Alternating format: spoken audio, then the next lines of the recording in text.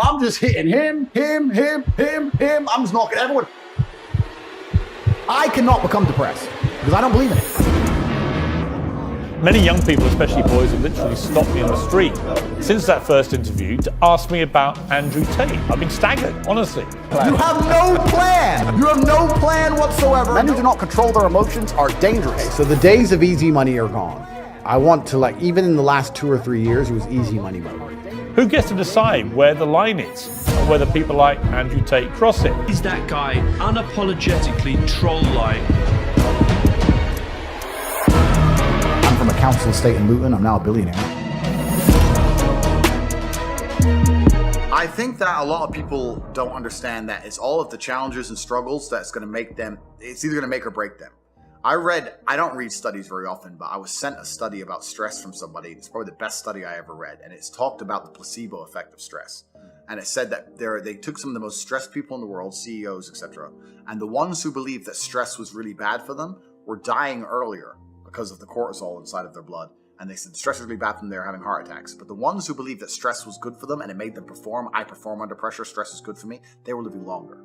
So the same drug inside of their blood, how they framed it inside of their mind had different effects on their body.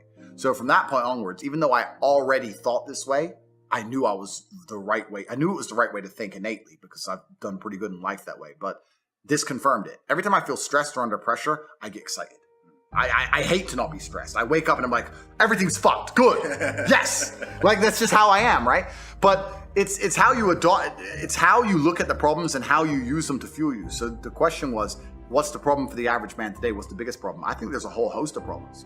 But what you have to do is frame it inside of your mind and understand that all of those problems are going to allow you, give you the fuel and the unlimited motivation that you need to become a successful and beautiful individual if you frame it in the right way. If you take a man and give him a life shielded from problems and he never has any to face, I guarantee you he's terrible at being a man.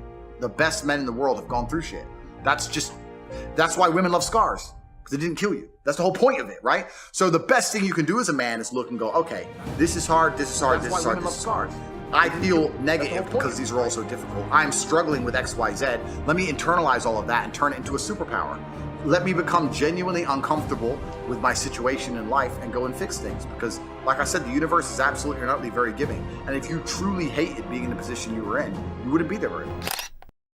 No, I do not believe in clinical depression, and you're never going to, I'd love for you to try and convince me it's real. It'll be quite interesting. Do you think it's an invention of the US pharmaceutical industry to sell you pills? Well, I think that that's certainly part of it. I think that's part of it. But I've had this conversation with a bunch of people, and my basic premise is that I refuse to believe in things that take power away from me.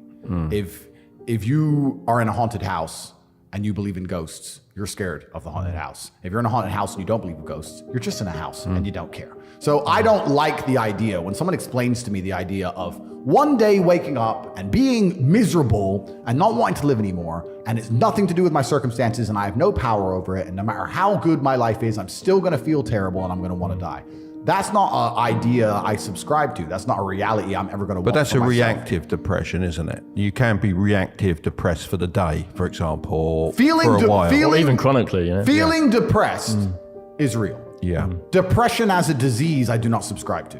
The idea, I believe, that if you feel depressed, something is depressing you, and you should try your best to fix it. You should take control of your life and do your best to fix it. The idea, but they don't say that. They don't talk that. They say depression like it's this magic thing that comes out the sky and it gets in your brain, you're sad no matter what, and there's nothing you can do about it, and you need to only take pills. And I think that's a very bad way to look at the world, and that's a bad idea to subscribe to. And if you start to feel depressed, let's say your girl leaves you and you start to feel depressed, but you believe in the idea of depression, you're now going to start diagnosing yourself as clinically depressed, self-hypnosing yourself into hypnotizing yourself into being clinically depressed.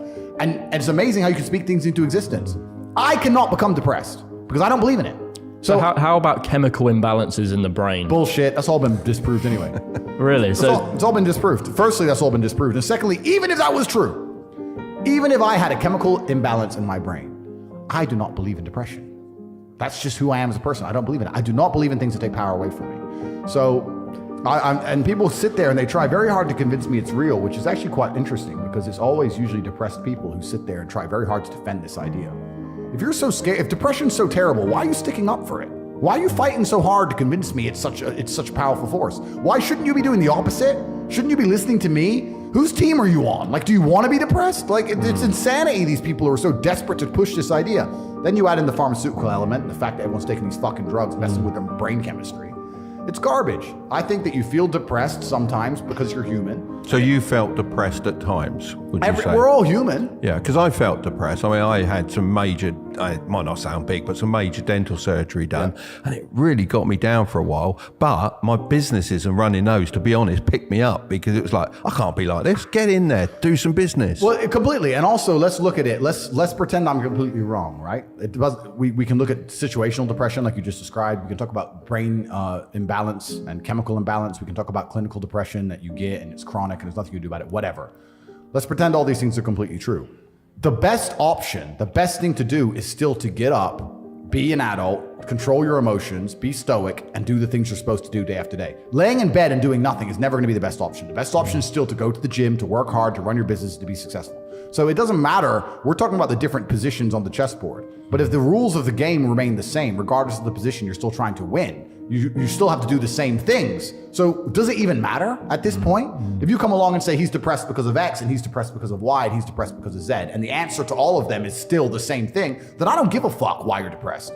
All I know, what I will state as a matter of fact, is this world is hyper competitive, especially as a man. Most men are walking through life and they don't realize that it's constant competition. I was driving here. Even as I was driving here, I was looking out the window and I was looking at all these people just walking around. One of them had a fucking croissant. One of them was dressed like a dickhead because it's London. He thinks he fucking looks cool. Just a fucking moron. We've all seen them. Yep, moron.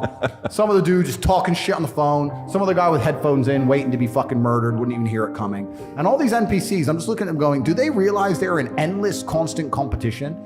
Every single pound they want, someone else wants. Every single girl they want, someone else wants. There are people like me out here. I will destroy, you could get all 30 of them in a room and I will sit by myself and absolutely annihilate them in any single metric. And they're just sitting there just fucking floundering and wandering through life unaware of how competitive the world is. Well, and whinging how unfair it is. And how unfair it is. And this is my point. If the world is truly that competitive, you do not have time to be depressed because it's a non-competitive mind state. You could be depressed for X, Y, Z, whatever. I'm not depressed. And I want the money you want, and I want the girl you want, and I want the status you want, and the car you want, and the house you want. And I'm gonna get it, and you're fucking not. And that's the bottom line of life. If you gave that guy that stuff, he probably wouldn't be depressed Well, anymore. he's get up off his ass and work then, doesn't he? And this is the point. He probably would because he wouldn't have a direction in life. I think it's a very empowering message that you share. And, you know, I think if you can fix it with pills, you can probably fix it by going to the gym and doing all of these other aspects. But pills doesn't even fix it. Pills just numbs it. Masks. Yeah, masks it. Well, it's not a holistic way to treat it, is it? Whereas what you're saying is more so. Yeah, what I'm saying is you're playing a game and it's a competitive game and you need to build a mindset that allows you to be ultra competitive. And if you want to sit there and say, no, I want a non-competitive mindset, then fine. You know what you call people who do not win competitions? Losers. Correct. I do not like to hang around with men who suffer from a lack of women because in my experience, any man who can't get women will eventually sell you out for women. It's too powerful a force. Too powerful a force. If you're completely sex deprived all the time, sooner or later you're gonna sell your boys out for sex, whether it's his ex or some girl talking bad about your boy, but you really want the pussy, so you let her slide. If you're not good with girls, I don't want to talk to you. Second thing is money. You haven't got to be rich, but if you're starving, you're gonna try and sneak some money out of somebody. Right? If you can't eat, you'll do anything for food. If you can't pay the bills, you do anything for money. That means whether it's a plea bargain, whether it's trying to rob me, whether it's money sitting around my house. I don't want to talk to extremely broke people. I don't want to talk to extremely sex deprived people for the same reason I wouldn't have a whole bunch of food around a hungry person. Same reason. It's the first two things. Next thing is loyalty, and I know that's super hard to judge, but I really like to believe that the few people I hang around with, if we were all in separate police interviews and they were to come and say, hey, your boy turned, I could literally burst out laughing. Say, bro, you better come with a new story, G. You better go away and think about it and come back. We can talk, but don't try that one. Try again. So loyalty is very, very important. Next is bravery, because can't fight is fine, but won't fight isn't. Won't fight is unacceptable in everything. If I'm with my 5 friends and I'm going toilet in the club and I come back and I see someone punch one of my friends, I am annihilating anybody in that guy's crew. We'll find out why later. My guy could have been wrong. It could have been my guy's fault. I'm just hitting him. I'm just knocking everyone. When everyone's asleep and the threat is neutralized, I'm like, bro, the fuck was that? But, oh, I started it. It's like, oh, fuck it. Ask for forgiveness later. First, people have to pay, right? We'll worry about the whys afterwards. So they have to have that loyalty and that devotion to the bravery, the ability to fight.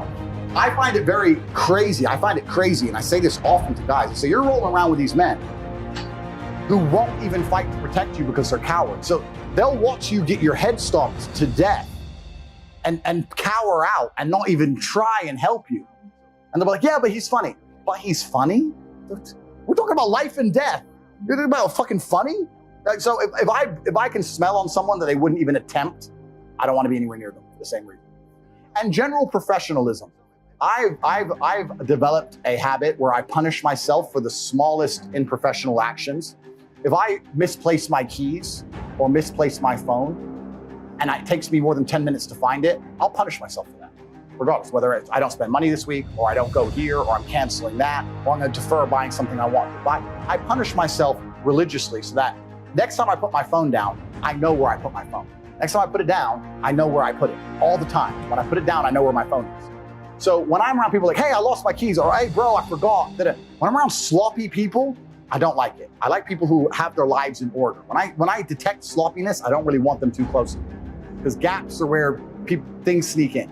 Other things are basic OPSEC, really basic OPSEC. I like that if I'm around my friends, if I'm ever sitting with my back to a room, this is an enclosed environment, but in a normal restaurant, I never sit with my back to the room. But if I have to do it, I like that I never do it, but if I have to do it, the people I roll with, they'll literally give me a nod. We'll sit down at dinner and I have to sit here, they'll go.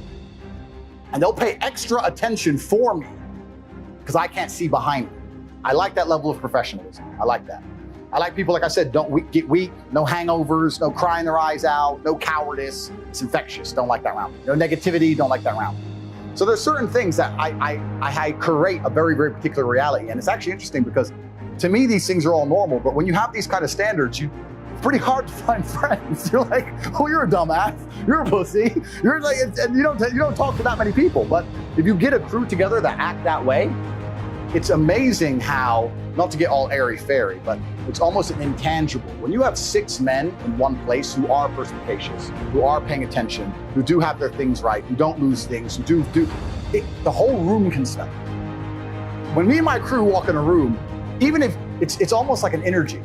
Some guy can be eating his dinner and not even see us walk in and go, 6 predators. It's like the rabbit when the fox comes. Like you can smell when the guys turn up. Do you know what I mean?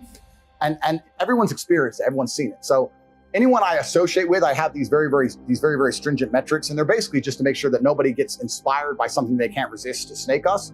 And also nobody's overly sloppy and allows a way for us to be infiltrated and destroyed. I say that life as a man is exceptionally difficult. I say the most beautiful and the most terrifying thing about being a man is you're born without value. Society doesn't care about you. You're only going to be cared about based on how useful you are. You have the chance to build yourself up and become a superhero if you're prepared to do the hard work and be indefatigable enough to never quit. But if you're going to stand around and wait for a handout, nobody's going to ever respect you. And I think that a lot of people have forgotten about how difficult and how competitive it is as a man. We're always in constant competition with each other. And it's your duty as a man to stand up and say, I want to be as important and strong and good-hearted and God-fearing as possible. And I need to work hard to achieve those things. Dame Sheila Hancock says we've become too over-emotional as a society, crying too much about everything. Has she got a point? She's completely right. And the dangerous thing about overly emotional men is that they're dangerous. They're genuinely dangerous. This is what's crazy. All these people who talk about toxic masculinity and how bad it is for men to be traditionally masculine. A traditionally masculine man does things he doesn't feel like doing because it is his duty to do them. He charges into the building because it is his duty. Not because he feels like it, because it is his duty. We're now teaching the new generation of men that they don't have duty and they can just act on their feelings and act how they feel, and they don't have to act as a man should. Do you know what happens when you get men who just act how they feel? You get school shooters, you get violence, you get rapists. Men who do not control their emotions are dangerous. If you find a man who is stoic, he's not gonna hurt people. He's gonna sit and think about his actions very carefully, and he's gonna be a good man who protects and provides for his family. You find a man who just acts out on impulse and does whatever he feels like, you're gonna find a dangerous man. Sitting here telling men to cry more and act with their feelings and it's okay to feel this way, that way, etc., and have no self-control. That is why we have the problems we have in the world. absolutely and utterly wrong. So when they talk about toxic masculinity, they have it completely inversed on its head, completely and utterly wrong. We need to be teaching stoicism. We need to be teaching young men to understand that the world is very, very difficult. It's hard to be a man. You're going to feel bad sometimes. You need to suck it up and perform anyway. Not to sit there and cry your eyes out or blame other people. A lot of the problem with people, especially in the world today, is they misunderstand the difference between a dream and a plan. And nothing good in your life is ever going to happen by accident. If you see a guy in fantastic shape, you don't say, how'd you get in great shape? And he goes, It just happened. Oops, I just fell. No, he ate a specific way. He trained a specific time. He did specific things for a specific outcome. And it's the same with finances. And most people who are broke, if you say, do you want to be rich? Yeah, I want to be rich. How are you going to get rich?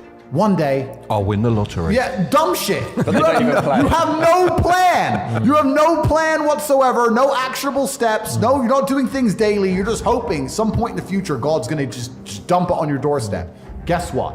It ain't going to fucking happen. And unless you have a plan, a specific plan, I'm sure you guys had you had a plan and you worked hard to get to your points. I had a plan. Everything was like, okay, today we have to do day after day after day until you get there. And this is what most people don't have because they're too arrogant or too lazy. I don't think it's stupid. I think most people, if you laid out a plan and they tried their very best and they were willing to learn, could do it.